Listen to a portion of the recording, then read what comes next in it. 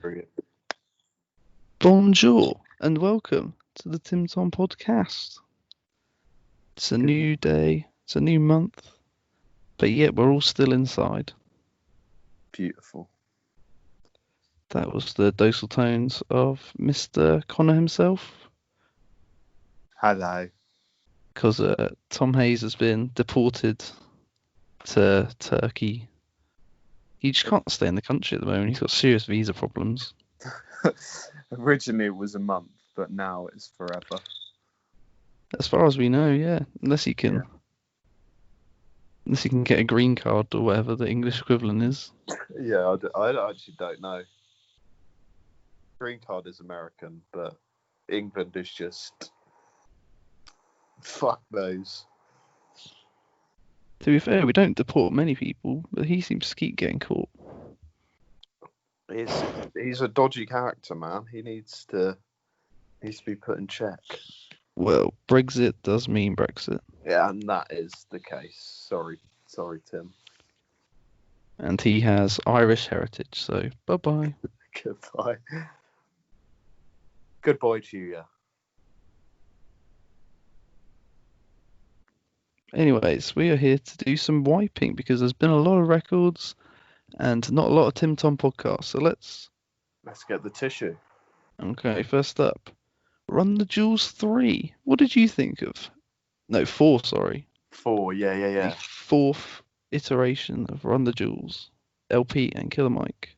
Thought it was fucking gorgeous, really good, and yeah, I loved the way that it was so relevant. I think they released, it was the most perfectly timed album this year, to be honest. Definitely. Some of the lyrics, they obviously wrote before all the shit happened with the protest and stuff, and they were just exactly relevant to what was going on. But not just that, the music itself was just amazing. They always hit hard, as they usually do.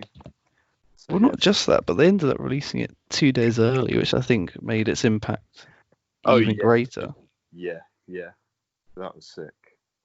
I mean, that one line where Killer Mike raps from the perspective of someone having their neck kneeled on literally a week after George Floyd's death. I mean, you couldn't write this stuff. No, madness.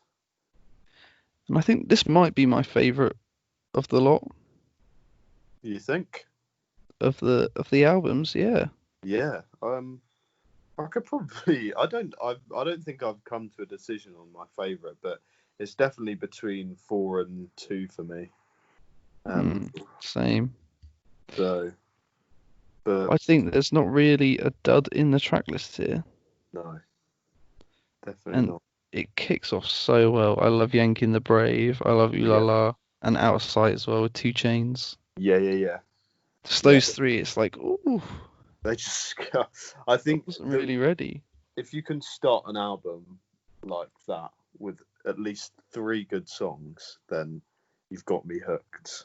But it's not Yanking the Brave. Ooh La La, I think, was my favourite one, because I just loved the old school beat, and his flows as well. Killer Mike, he just comes out with the best lyrical genius flows, and it's amazing.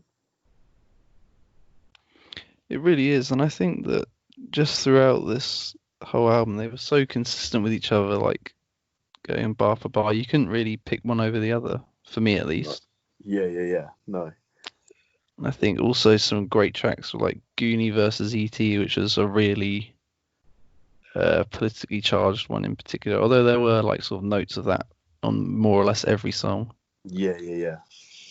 And I loved Walking in the Snow as well, with a little appearance from Gangsta Boo. Oh, yep.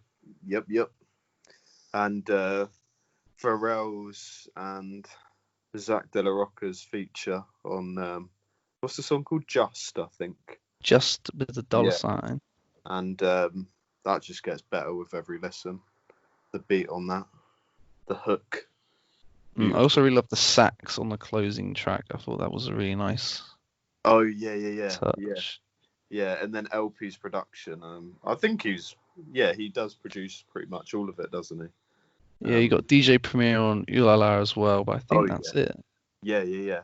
So his production is just, I think that is vital to like obviously, their rapping is great, but like the production makes it what it is, I think. The combination of the two, definitely. Definitely. And I again, like you said before, they just come out the gate so fast that you can't really hate on this album or like think, oh, yeah, I don't know, because just from the start, they hit you, bam, bam, bam, and it doesn't really slow up until right at the end. Yes, yeah, they're consistent with it. They keep the same energy throughout the whole album. So yeah, actually, talking about this, it's quite possibly my favourite one of the series too, I think. I think they've definitely just evolved with each other. Yeah, they have. Which you don't really get with old hip hop artists. Or, well, they're not really old, but I don't know. Yeah, well, I think you just get more chemistry the more you work with people. Yeah, exactly. Although, when this first started, I did not think we'd be getting a fourth incarnation of this album, but here we are. There we go. I thought 3 would be the end line, but they came up with 4. They could have made it shit, but they didn't. And I think that is a perfect review right there, Connor. There you go. So what would you rate this out of a possible 10? I would give it a very strong 8. I've gone along with the 8 as well. Yes. Nice. I just think cover to cover, bam, bam, bam, bangs everywhere. And I think above all else, everything's good, really. It's just a couple of moments that weren't quite highlighty for me towards the back end, but they still weren't. So they weren't like what you call skips, I wouldn't say. No. It was more like bits of the songs that could have been better, but it wasn't whole songs that were, a miss or anything like that. Okay, so next up on my list, I've got What's Your Pleasure by Jessie Ware. Funnily enough, I think this is the only Jessie Ware album I've ever heard. It's actually the second one I've heard, because when she came out with her first one in like 2012, I used to listen to that because my parents used to like listen to them all the time, listen to her all the time. So I listened to her first album, which was all right, and then I haven't listened to her since until this album. So yeah. But I got caught by some phenomenal singles, in particular Adore You and Mirage. I think I was listening to like a Zane Lowe show or something, and they were just saying how Jessie Ware's going to have a disco song. I was like, ooh, I'll check that out then. Yeah. And then bam, I was sort of enticed in the album cycle ever since. Yeah. I am glad I was, although I will say that I think those singles were the best songs on that album. Yeah, definitely. Ooh La La is probably, I don't know if it's my favourite. I think I need to listen to the album more, but it's still, it's definitely one of my favourites. Yeah, that was another good one, although it did remind me an awful lot of Grace Jones's Pull Up to Your Bumper. I don't know if you've heard. I haven't. Well, I may have heard that, but I don't think I have. I think instrumentally it borrowed quite a lot. Yeah. But it was groovy nonetheless. I thought, like I said, Adore You's a pretty trippy number. Soul Control and Save a Kiss are some more housey numbers, so it's not just a disco album. No, it's got a mix of it. Well, not everything, but it does. It's got the more groovier genres of music. Yeah. It keeps you interested. It definitely. I mean, I didn't think Jessie Ware album would keep me interested the whole way through, but it did. So that was good. And one of them, I think one of them you mentioned was with Bad Bad Not Good as well. Or the Was it guy. really? Which one? Yeah. I think it was Mirage. No. Yeah. Not the they not the whole band, but just one of the guys from it. From Bad Bad Not Good. Oh, really? Well, there you go. Yeah. So that was kind of cool. And I just love that every track, more or less, had like a good groove throughout of it. Yeah. There's always something you could nod your head to, like even The Kill, which was sort of towards the back end, a ballad, was still had like house grooves in the background. It was just... Yeah. It's weird for a Jessie Ware album because usually she's quite of like a slow singer, a bit emotional, that kind of thing. But this one was just like a complete shift in the way she usually does her music. So I think it was good that she did that because otherwise I probably would have listened to one single from this album and been like, nah, I can't be asked. I think it was good that it had a clear vision of what she wanted to do. She wanted to make people dance, and I think that clearly happened here. She definitely did that. Yeah, So great production. what were the highlights for you? I think the highlights for me were probably Matthew Tavares. Yes, yeah. That's the guy. But I think the first. Yeah, you got the song right, by the way. I did as well. Yeah. Oh, that's sick. I think. Sorry, do carry on. No, that's cool. I was just looking at the album because I kind of forgot all the song names. But I'm just nerding out. no, that's cool. Production I credits. was like, oh, sick. Like I literally didn't know that they would even cross paths, kind of thing. But, yeah, I think the first three songs for me are probably my favourite, and Adore You. Bit like how Run the Jewels started off their album really well. Jessie Ware, I think, started off this album really well. Once Spotlight gets going, that is quite something. It's a sick song. I love that, and I don't think I'd heard that before. I don't know if that was a single before, but I did. I don't think it was. That. No, so yeah, that was great. And then What's Your Pleasure and Ooh La La as well. They just were brilliant too. And two albums back to back with a song called Ooh La La. There you go. And they're kind of at the same bit of the track list as well. So, God, crazy stuff. Yeah, so that they were mine. Yeah, what about yours? I think those. I loved Mirage. I think Soul Control, Save a Kiss. You know what? Most of the front and the middle was there for me. Probably the highlights. Yeah. Although I also really liked The Kill at the end because it was, I think, like I said at the beginning, an honest to God groovy ballad, and I didn't think that would ever exist. Yeah, that was good. I kind of it was, I don't know, was that the one? It kind of went a bit slower, didn't it, than the rest of the album? But then it kind of built up towards the end, which I quite liked as well. Even then, they still had like a bass line. Yeah. She definitely didn't do any kind of very slow songs on this, which is good because I think on a record like this, when they do throw the ballads in, it does usually kill the momentum. But yeah, it didn't here, and I appreciated it. Yeah.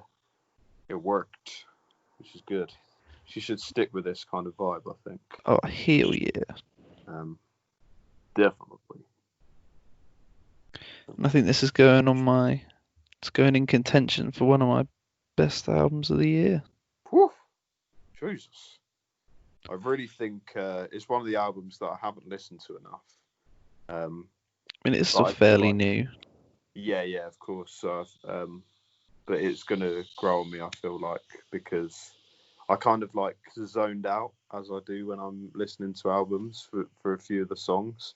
And even then, like, just that when I came back into it, I was just so into the groove. I never lost that. So, yeah, it's a good one. Just like Madonna. Just like Madonna. Um, yeah, Righty, I'm going to go with a very strong 8. nice. I'm gonna go with like a strong 7, Virgin on an 8, but then I feel like that could change the more I listen. Okay. And just out of interest, what is your pleasure? My pleasure is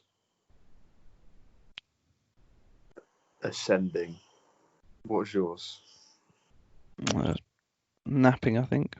Nice. All right, next up, I've got IDK and Friends Part 2. Now, me and Tom do the original IDK and Friends, Oh, nice. and we liked it quite a bit. Yes. It had a lot of good features on there from likes of Rico Nasty, Maxo Cream, Denzel Curry. That song is still really good, by the way. Yeah. This time, I think the feature game, by and large, was upped, I'd like to say, but I think the production value was definitely not as high. And this is a soundtrack for something, I believe. Oh, really? Oh, yeah, it does say soundtrack, actually. Basketball County. I don't know what that is. Me neither. But right, just instead of, well, you got like Juicy J on here, which I think be a pretty big coup for someone like him. Mm. But even on like the highlights, I don't know, they weren't quite as good as the last EP. I don't know if you heard it, did you? I heard it, but like I listened to it when it came out, and then I don't think I've listened since really, so can't remember it very well. But I remember enjoying it quite a lot. I'm just not quite sure it lived up to the first incarnation, is all I'm saying. But it still has some very good songs on there. I thought Riley with Zan Man, considering I'd never heard of Zan Man, and then he had a name, Zan Man. I didn't expect it to be that good. Yeah. No, I thought that was good, and I thought Muzzle Top that was all right as well. Yeah, Ferg's verse was a bit weak, but yeah. I kind of liked the song, like the hook and all of that, but yeah, it didn't. I don't know. None of this EP really or soundtrack blew me away at all. not even Bulletproof. Bulletproof. I like Bulletproof actually, and I did like as well. What was the one with? Oh yeah, Rico Nasty 495. Oh yeah, I really enjoyed that. And I love actually, the I like the one with Wale as well. Oh really? I hated that song, and I Yeah. hated the P&B Rock one as well. Do you know what? I can't remember the PNB Rock one. Probably for the best. Yeah, but it just kind of like it was a bit like a tape, wasn't it? I guess it just it did it, nothing amazing, but it was cool to listen to. Like I didn't hate it. I just think Bulletproof, Denzel was criminally underused just on the chorus. Come on, man. Yeah, I mean it's disgusting, really. And then for 495 even. I love the way that it started off with the soulful sample, then it went hard, and then the sample came back again, and that's when Rico Nasty came in. Whew. I actually think that's my favourite song of the album. I'd probably go along with that, or maybe Bulletproof. I thought Maxo Cream was still pretty good in that song, as well as IDK, of course. Yeah, he went hard. But for me, it's all right. It's a 6. 6, yeah. I'd probably go with the same actually, just verging on a 6 really, because it didn't really leave a mark on my brain. Beyond the fact that there's a rapper out there called Zan Man. I think that's the best takeaway, maybe, I got from it. And maybe on that, we'll move on to the late great Pop Smoke. Oh, yes. Shoot for the stars, aim for the moon. Well, were you always a Pop Smoke fan? I actually, well, not from the very beginning, but before he died, a good few months, maybe even 6 months before he died, I got into Pop Smoke. And you know what? I could understand if people don't like him, but for me, he had something that I really enjoyed. I don't know what it was, but he was great, I thought. What It's about the you? voice, I think. It's No, the voice. I'll be the first to admit that I didn't really listen to his music until after he died. No, yeah. I mean, he's kind of, he's kind of another one of those artists in America doing the drill thing, but I think he did it quite uniquely. Definitely, he made a lot of bangers, which are, unfortunately for me at least, few and far between on this album. Yeah, I quite like this album. I've been listening to it. The first half of it, I've been enjoying. The second half, not so much, because he kind of has a go at R&B-ish song, which is like he did alright on maybe one or two of them, but yeah, nothing really I'm going back to. But what were your favourites on this? Well, just quickly, I thought that it suffered from classic industry posthumous album formula here, in that it had too many songs and too many features. Yeah. And perhaps most criminally of all, not enough Pop Smoke, not enough Woo. Honestly, like some of the songs, he had like one verse on. And, it was just taken over by Quavo, really. Maybe it's just me, but I swear on the Woo, all he did was the hook. Maybe I'm forgetting. I think he did mainly the hook and then maybe a couple lines, but literally nothing. It was all about Roddy Ricch on that song. It was, yeah. And didn't do too and bad. A weak 50 Cent verse. Fucking. But yeah, for me, I thought I liked the Woo. I thought Pop Smoke's hook was good, and I thought Roddy Ricch was really good. Aim for the Moon with Quavo was really good as well. 44 Bulldog, probably the biggest banger on the album. Yeah, that's my favourite. And you know what? I really like Creature as well. Oh yeah, I love the 44 Bulldog and Creature are the two songs that I keep going back to. I can't remember the last time I liked a song with Sway Lee on it, but no, me neither. For some reason, I don't know what happened to his voice. He just sounded a bit different. Yeah, I can't really describe it, but it was a hell of a lot better. Yeah, I didn't really look at the track list at first. I just chucked it on, and I didn't realise it was Sway Lee when I was listening to it, actually. There you go. Oh, I also like To Make It Rain, the single. Oh, yeah. Featuring probably the best from Prison feature I've ever heard from Rowdy Rebel. Yeah. Better than that one with Bobby Shmurda. 6ix9ine and Bobby Shmurda. You know what? I thought that was a pretty good one as well. That's probably the only one I think was better. Yeah.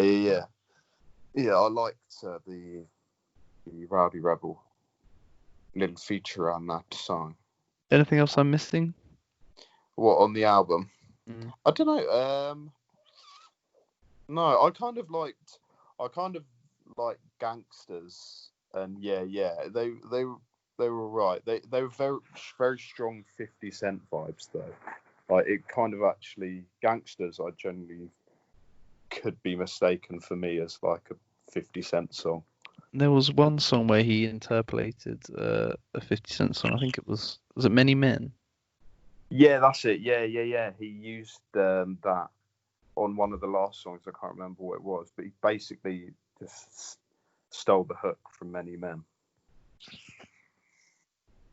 And I think the other criminal thing that happened on this album was when Future was trying to impersonate Pop Smoke on his feature on Snitchin'. I thought that was in pretty poor taste, to be honest. Yeah.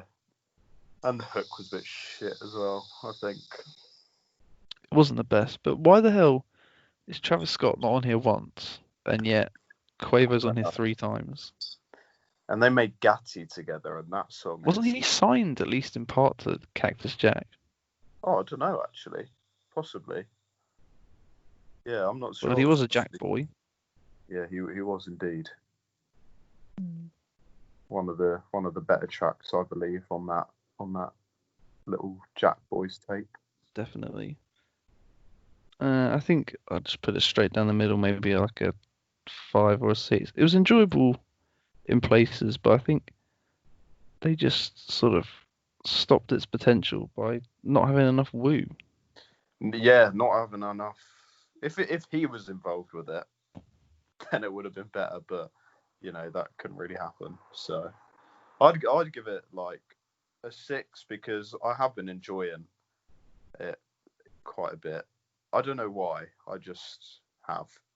But also, There's I'm just something aware. about it. Yeah, I think it's just I like the guy's music, but I think you're in love with the woo. I'm Woo, man. I'm Woo. But his music that he made when he was alive was better because he actually made it. So, Are you waiting for the day that the reckoning happens and then you just hear in your ear, Pop Smoke woo back, baby? Yeah, Pop Smoke was the second coming of Christ, and I'm sad to see him go. But he'll be back. I just want to give a quick shout out to the Medhane album Cold Water. I think if you're into some more sort of weird, sort of more heady hip hop, a bit like sort of an L Sweatshirt type vibe, that's a album I check out. It also had Maxo and Navy Blue on there, who Earl's been working with recently. So I mean, if that's sort of a good cosign, it's not that long either. Sort of bob your head to it.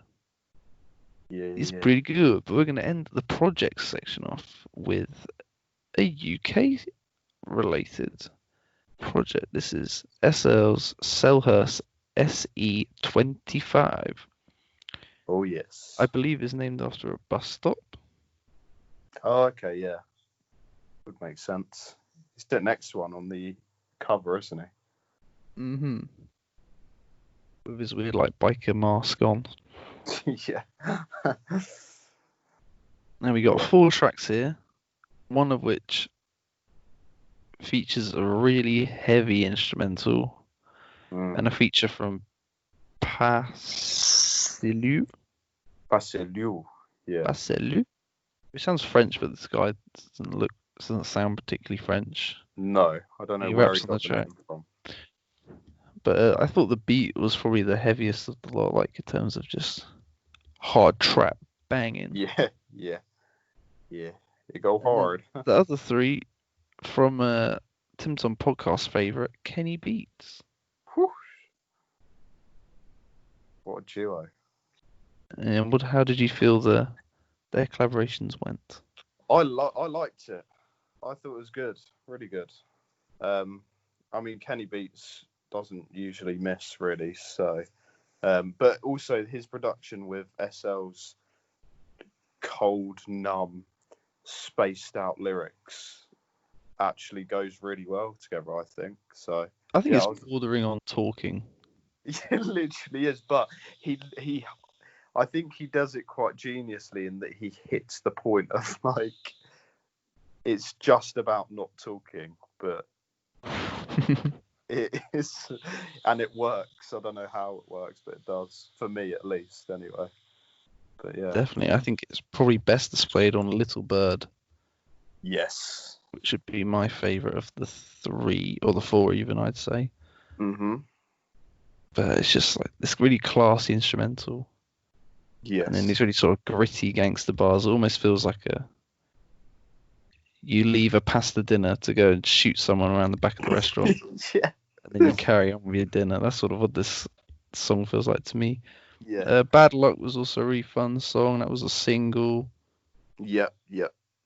And then sort of the end of Leave Me Alone, I just found that one a little bit weak, and it was really the letdown of the EP for me personally.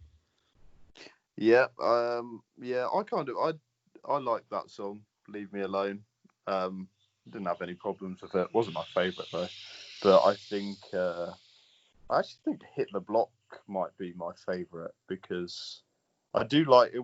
It would have been Little Bird, but I don't know. I keep listening to Hit the Block. So. Hit the Block is hard as well. It go hard. So I think the only question for me, at least, is while these songs were all good, could I take like 10 to 15 songs like this, or would my mind go numb? I think I think I'd end up like shooting someone because SL convinced me to. But also, like, just the talky flow, I feel like it does run its course a little bit just in these 4 songs. Do you know what I think? What makes this EP really good is the 11-minute length of it as well. Like, yeah. So I don't know. Yeah, I wonder if I could go through a whole, I don't know, album. But so far we haven't had to, and the EP was very good. It was indeed, yes. And again, it's gone straight on my potential EPs of the year list. So there you go. It's worth a check out, especially if you like a London accent. If you like a kind of not even gritty London accent, just quite cold and heartless. More likely to give you a slap than a hug. Yeah, yes, yeah. SL app. Do you know what I mean? Alrighty, so that is it for the projects, but there were plenty of fire-ass singles. I think a lot of people were sort of reluctant to drop projects and left it to just singles because, like, can't tour like it. sort of to keep your fans ticking over, exactly, but not to commit to a whole album. Yeah. Uh-huh. And I think the most prevalent of those would be the sort of the J. Cole Snow on the Bluff, and then the response from Noname, basically calling him out on his bullshit and his misguided thought process. What would you think? Yeah, I'd agree, really. I mean, you know, yeah, I just didn't see J. Cole's point. I didn't get it. It just looks like, I mean, even though he was trying to seem like he was learning and stuff, I think it was just a bit of like he got his ego hurt, and he was telling her off for her telling him off. I don't know. I don't really see why he got his ego hurt though. Like, what was the? I can't really understand what triggered him. Like, if someone's tweets are annoying you, you don't usually make a song about it, do you? I don't know. It's weird because J. Cole kind of like makes a point of like not being like all the other rappers and doesn't really go on social media that much. And then as soon as someone calls him out on Twitter, he's makes a fucking 3-minute, for however long it's his song of like, you know, how he's pissed off at it, but in a really subtle way. I don't know. And also sort of moans about him being labelled as a woke rapper when he doesn't feel he is. But I mean, don't go around giving people advice and then say that. Yeah, it's not like he's done enough songs, sufficient amount of songs to be seen as like trying to be woke, I think. So, you know. But onto the song 33 specifically, a bit of kudos to Noname. She's got freaking Mad Lib on this song. Yeah, I know. And he sort of just says, "Come on, Cole. There's a revolution going on, and you're inside moaning about me reading books." And she did it in a minute as well. That's the only problem with this song. It is criminally short. It is very short. I mean, you know, Mad Lib as well. Come on. I mean, the beat was crazy. Yeah, the beat was good. But then it was just basically a 1-minute snippet. But maybe another verse will come out at some point. Like part 2 of the song. We can hope. Song 33 and a half. Indeed. Mm-hmm. Speaking of crazy, Arca album is out. Kick Eye. Check it out if that's your sort of thing. Wasn't really for me. I didn't think her vocals overall were particularly good. But on this track, KLK, she brings on my favorite Spanish-speaking singer, Rosalia. Rosalia. And it's a very strange song. Basically, chops up her vocals as if they're like a sample, and sort of just sprays them around. I think the beat throughout is so hard as well. Yeah. It's a real hard one to get your head around. It is a bit of a Death Grips vibe, but it was sick what she did with it though. I mean, those synths are just wild. Yeah. It's not. I don't know. It's not kind of a song that you just put on and think, "Oh, this will be nice to listen to." Like you have to pay attention. I think this isn't one to put on when the hoser around. It's a weird one, but it's good. It's interesting. You got it. Oh yes. Again, it's like you got these original Rosalia vocals, and yet they're sort of weirdly chopped like a sample on a Death Grip song, like you said. Yeah. Guapdad 4000 dropped his first platinum single. This has already gone platinum. It's only like a week old. Really? Yeah. Lil Scammer that could. He's been getting himself in a bit of beef with DJ Academics as well. Oh, nice. So it's all going on. For probably the best scammer turned rapper around. I believe so. Out of all the scammer turned rappers. Which I know too. Oh. Yeah, there's a big collection. Have you seen the video for this song? Yeah, I'm pretty sure I have. Yeah. I just love that because there's the line right on the chorus. I got so many hoes on my dick I can't even take a piss, and he's just surrounded by he's like wrapped up in a garden hose. Oh yeah, I've seen that. But this is just a banger, man. He's a funny guy, and he's a good music maker too. Like his verse and the hook were hilarious, and then Denzel just freaking wipes the floor with this song. Bodied it at the end. So it's pretty crazy. Standard. I think it's probably the biggest banger on this list. Guapdad 4000. Yeah, I hope he starts coming out with more and more good stuff because I like him. Yeah, the album wasn't that great, but it's a new cycle potentially. Hopefully. Maybe it'll be even better. Migro. Yes. Where to go next? Kanye. Kanyeezy. Wash Us in the Blood. Mixed by Dr. Dre. Oh, I didn't even fucking know that. Wow, that's cool. Oh, he made a big point about it. Wow. And where he started tweeting again, he was like, Dr. Dre, I'm just putting the finishing touches to our album. Oh yeah, I knew he was working with Dr. Dre. But I just didn't know about, this song in particular. Well, he's back at it with the religious raps. Yep. Actually, just quickly, this must be the first song not mixed by Mike Dean by Kanye West in a very long time. Probably is. Is Mike okay? Mike is probably in his room crying. It's also Travis Scott as well. Mike Dean wasn't there. Mixes all of Travis Scott's stuff.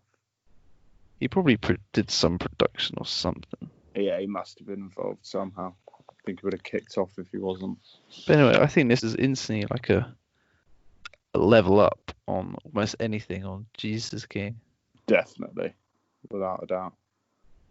Because it was like classic Kanye. I mean, a lot of people saying it was like Jesus.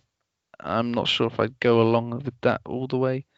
But it certainly sounds like sort of that album or Life of Pablo style stuff. And yet it was rapping about God and social justice. So I think for me, it's like the perfect mix of both worlds.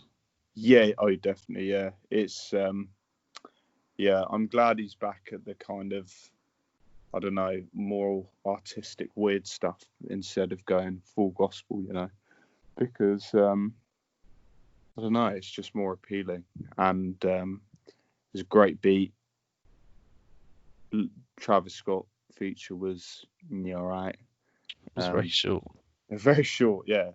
Could have been better, I think, but that made the Noname song almost sound fully fleshed out. Yeah, he had like 2 lines, didn't he? I think.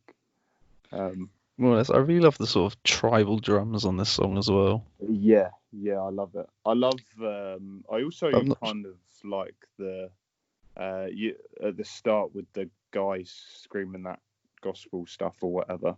It works quite well as the beat drops. I'm not sure about all the screaming throughout the song, but I think it was good at the beginning at least. Yeah. So good job. I'm looking forward to more from Yeezy. Yes, me too. Alright, next up, Disclosure, My High, featuring Amine and Slow Tie. This is the second single from the album coming out next month. Yes. Energy was the first one. I wasn't a massive fan of that song, but I love this song. This is a good one. I mean, you got Amine just going crazy. Like, the hook is so good.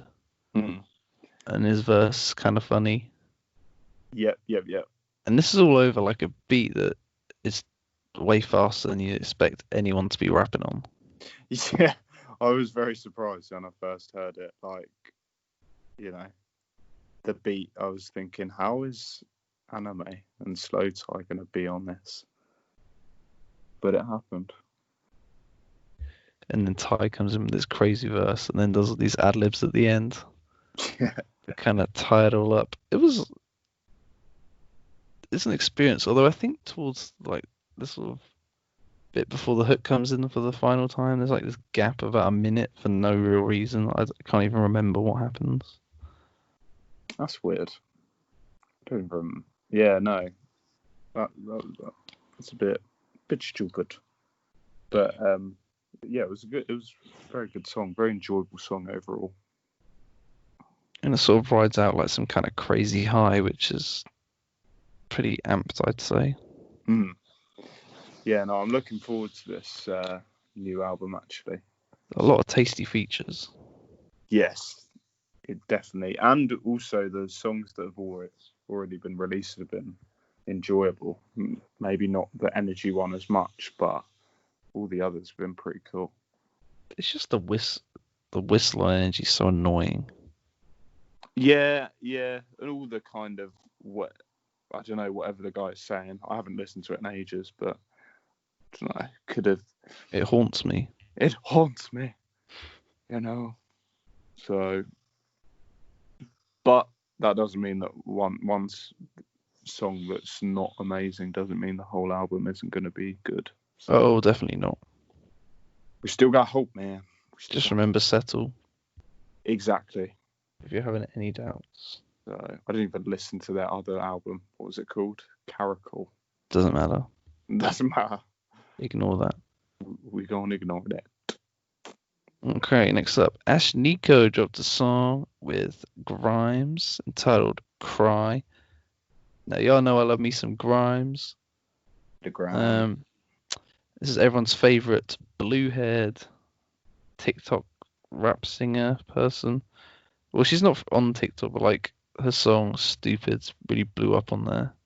Oh, yeah. Last year. Yeah. This song's sort of similar sort of vibe, sort of talking about beating up her ex, basically. Are you trying to make me cry? And end up sort of threatening violence or tears. And then Grimes comes through with like a whisper rap verse. Oh. It's freaking weird, dude. This is exciting. I need to listen.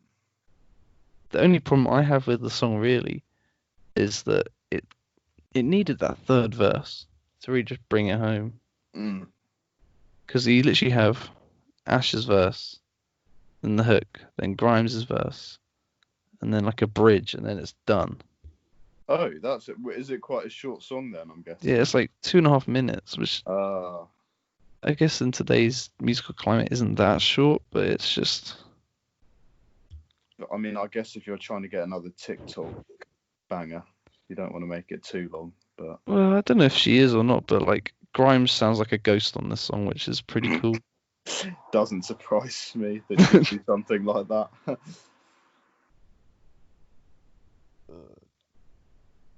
I mean, it's not for everyone, I'll say that, but I enjoyed it. Got to check it. Alrighty, on, what was it, Friday or Thursday? Dominic Fike announced that his album's coming out on the 31st, Nice. and he gave us this song, Politics and Violence. You get 2 for 1, baby. Jesus. All It's I'm gonna basically say. 2 songs in one. Yeah, it actually is. Yeah. But I think this actually could be one of my favourite songs this whole year. Damn, big talk. Because this is good. I love it. I fucking love it. I can't stop listening to it. It's brilliant. Especially the second part of the song. First part is great. I Wait, didn't really what? care. I didn't really care for the first part that much. Seriously? Yeah, I thought it was alright, but the second part of the song is my favourite. Total opposite for me. I thought really? the first half was crazy good, and then the second half was just like, eh. Oh, fair. Yeah. I just like the I think the vocals are so sweet on the first half. yeah, they are beautiful. I do love the first part now, but I still prefer the second part. Yeah, fair enough, man. Which It's got me excited, that's for sure. has, yeah. Thoughts around the corner. Yeah. I never thought. Well, I was never a massive fan of him, but this has made me a lot more interested. Not even 3 nights. Oh, I like that. I like that song. Yeah, that was a tune. But I think this song has made me a lot more intrigued in what. Well, he's got the hits, and now he's coming with the album. Come with the album. And this was a lot better than the first single, Chicken Tenders, so I'm very happy. Yeah, Chicken Tenders. That didn't excite me that much, but this one, it's good. Okay, this one is next up on your special request. James Blake. James Blake. You're Too Precious. Oh yes, very good song, and just very strange. Very strange, yeah. That's why I like it. It's just weird production, and like never heard anything like it really. And his voice as well is just amazing. And obviously, because he produces his own stuff, it just, I don't know. Artists that produce their own stuff always, I think, have a better opportunity, as long as they're good producers, to like. Yeah, people like Russ. Yeah, Russ. Yeah. But like him and like, I don't know, Tyler the Creator, the sound of their voice and then the production merges so well, because obviously they're the ones doing both. So and towards the end of the song as well, it goes crazy. I think what I'd say most prominently about the song is it's something that only he could make. Yes, yeah. That's the best way you can explain it, really. Like, you wouldn't see, I don't know, Kalani coming out with a song like this. No, not at all. Even though they did collaborate. Did they? Yeah, Kalani and James Blake had a song on her new album. Oh shit. Which was, it was alright. James Blake's feature was good. Well, there you go, people. There you have it. Next up, Standing on the Corner. They dropped like 3 songs in this little package called Get Out the Ghetto. And they all sort of seem together quite well. The first one has got like a little girl sort of saying nobody, no, and it's all kind of really cute over this sort of like futuristic synthy jazz song. I really liked the first part. I think the second track was also pretty good, but the third and longest of the songs kind of hit a bit of a dud for me. Right, yeah, But yeah. even then, they were all still pretty good. Mm. Oh, I need to. I haven't actually listened to this, but no, actually, you finish on what you're going to say. Only that they are really sort of was put onto them by Earl Sweatshirt, and I'd thank him for that every day of my life. Yes, Earl Sweatshirt does put on some great artists. I feel he's really becoming like an MF Doom type guy that just sort of is determined to work with underground people for his whole life. Yeah. But I think that's some rap songs kind of cemented that a bit. But did you hear Angel as well? I don't know if you heard that. Yeah, I like that song a lot, but I thought this was Yeah. slightly better. Yeah. I haven't heard the Get Out one yet, but yeah, I thought Angel was cool. So I'll have to check that out. Then I'll die. All right, we're going to round off today with a song that came out only 2 days ago. Woo. And that is Rejjie Snow, the only rapper I know from Ireland. Yes. With Cookie Chips, featuring the guy we literally just mentioned, MF Doom. Mr. MF Doom. And Cam Obi. Uh-huh. This is a very chill number. Yes. I've listened to it a hell of a lot. Mm-hmm. It's basically all I listened to yesterday, to be honest. It's a good ass song, and it's very very replayable. Hence why you've listened to it. Mm-hmm. It had a sort of really like nice nostalgic tones to the lyrics, especially when he was rapping about Pokemon and book bags. I mean, that just takes me back to primary school. Back to the old days. And then you got a lot of Doom sort of putting on these similar sort of themes. Yep. And I just liked Reggie's sort of, he raps a bit faster than he usually does, even though it still sort of sounded a bit dreamy. I liked it a lot, and I thought the Cam Obi hook was very sweet. Yeah, that hook was gorgeous. It was good. Which is why when I listen to the lyrics of the chorus, it's kind of crazy. It's basically just talking about getting high, because you wouldn't have thought that if you were just sort of listening to it. No. And even like the single artwork of him with the balloons in that field. Yeah, it's all good. well, the video actually is just him kind of walking through the woods with balloons, and then he flies off. Which was Good on you, Reginald. Good on you, Reginald Snow. But yeah, I actually haven't listened to. I've listened to a couple of his songs, but I've never listened to a full project of his. So. Yeah, I listened to Annie, and it was all right. I thought I don't know if you heard the track with Kate Janada and Amine, but that was very good. Think I've heard that one, yeah. I just can't believe you got MF Doom on it. Like, I was listening to Annie Mac on the way to football, and she was like, "Today's single is Rejjie Snow and MF Doom," and I nearly lost my mind.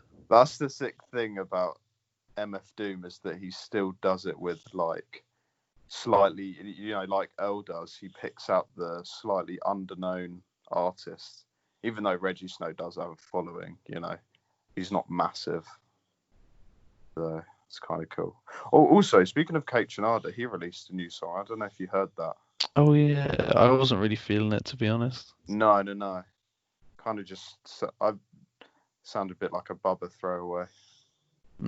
Lucky day. Yeah.